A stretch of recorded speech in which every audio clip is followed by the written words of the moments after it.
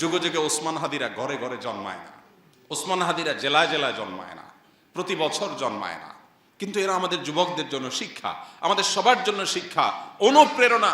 কিভাবে ক্ষুদ্র গণ্ডির ঊর্ধ্বে উঠতে হয়, কিভাবে ক্ষুদ্র চিন্তার বাইরে যেতে হয়, কিভাবে ভয়ের কালচারাল সংস্কৃতির দেয়ালকে প্রাচীরকে ভেঙে দিতে হয়, এটা শেখানোর মতো মানুষ ঘরে ঘরে হয় না।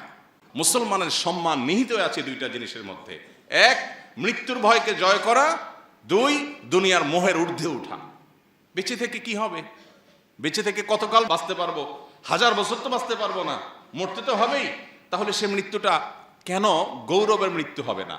সে মৃত্যুটা কেন সার্থক মৃত্যু হবে না? সে মৃত্যু কেন হাজার হাজার তরুণকে উজ্জীবিত করবে না? সে মৃত্যু কেন বহু মানুষের বিবেককে খুলে দিবে না?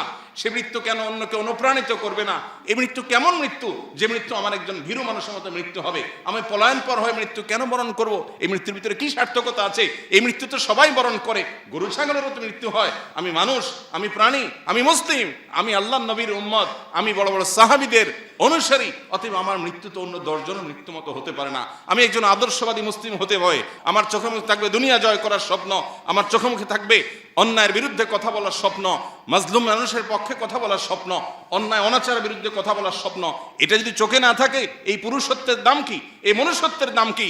এই মুসলমানিত্বের দাম কি? এই তথাকথিত ঈমানের পরিচয় নামে অভিনয় করার দাম কি?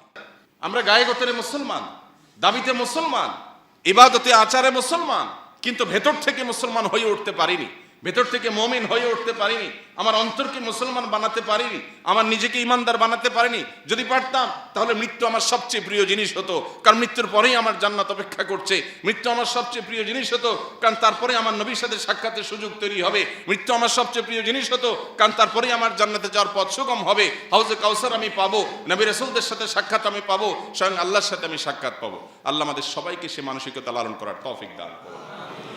যুগে যুগে ওসমান হাদিরা ঘরে ঘরে জন্মায় না, ওসমান হাদিরা জেলায় জেলায় জন্মায় না, প্রতি বছর জন্মায় না, কিন্তু এরা আমাদের যুবকদের জন্য শিক্ষা, আমাদের সবার জন্য শিক্ষা, অনুপ্রেরণা।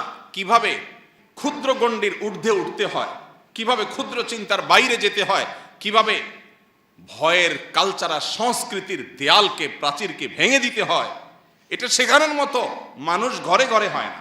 আল্লাহ তাআলা আমাদেরকে শিক্ষা গ্রহণের তৌফিক দান করুন।